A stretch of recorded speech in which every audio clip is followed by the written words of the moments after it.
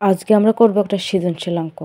তনুর কাছে 950 টাকা ছিল। তিনি তার মেয়েকে 360 টাকা এবং ছেলেকে 250 টাকা দিলেন। ক নম্বর প্রশ্নে আছে 101 গুণ 88 গুণটা করো সহজ পদ্ধতিতে। তাহলে প্রথমে আমরা ক নম্বরের প্রশ্নের উত্তর করব। যেহেতু সহজ পদ্ধতিতে বলেছে তাহলে আমরা আগে প্রশ্নটা পাল্টিয়ে নেব। 101 গুণ 88, তাহলে 101 100 থেকে কত বেশি? 1 বেশি।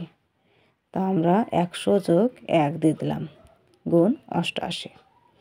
এখন গুণ 88 যোগ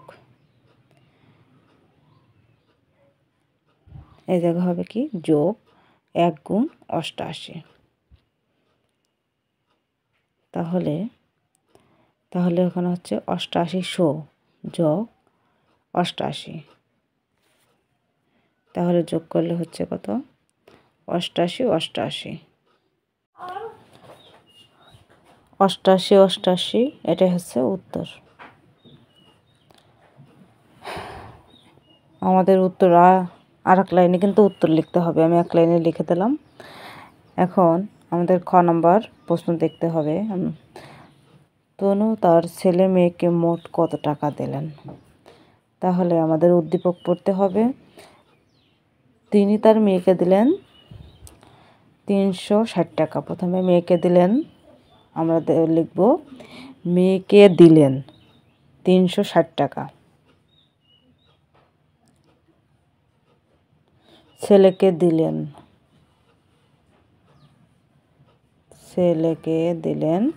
250 টাকা। 250 টাকা।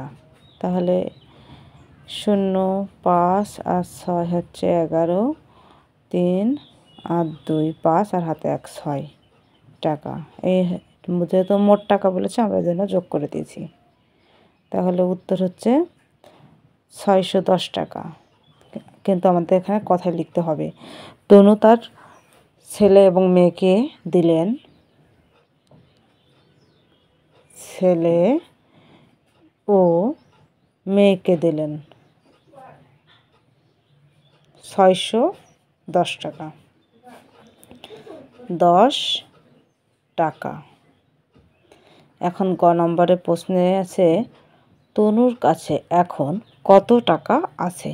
তাহলে উদ্দীপকে তনুর কাছে ছিল 950 টাকা। আমরা এখন গ নম্বর লিখব ক হতে পাই, খ হতে পাই, খ হতে পাই ছেলে মেয়েকে দিলেন কত? 610 টাকা। এইটুকু না লিখলে আমাদের পরীক্ষায় 1 মার্ক করে কেটে নেবে।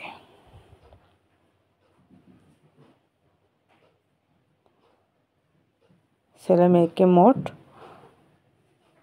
দিলেন 610 টাকা।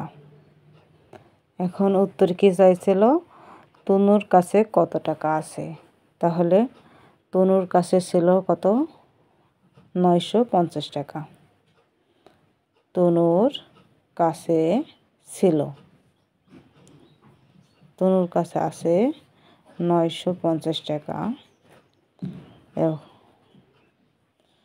ছেলে মেয়েকে দিলেন 610 টাকা।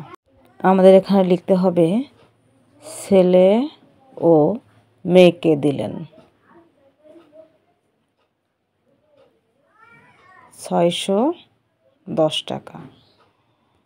তাহলে এখানে কিন্তু বিয়োগ চিহ্নটা দিতে হবে। 0 1 আছে কত হলে 5 সমান যায় 4 হলে, 6 আছে কত হলে 9 সমান যায় 3 হলে। তাহলে তার কাছে ছিল কত টাকা? 340 টাকা।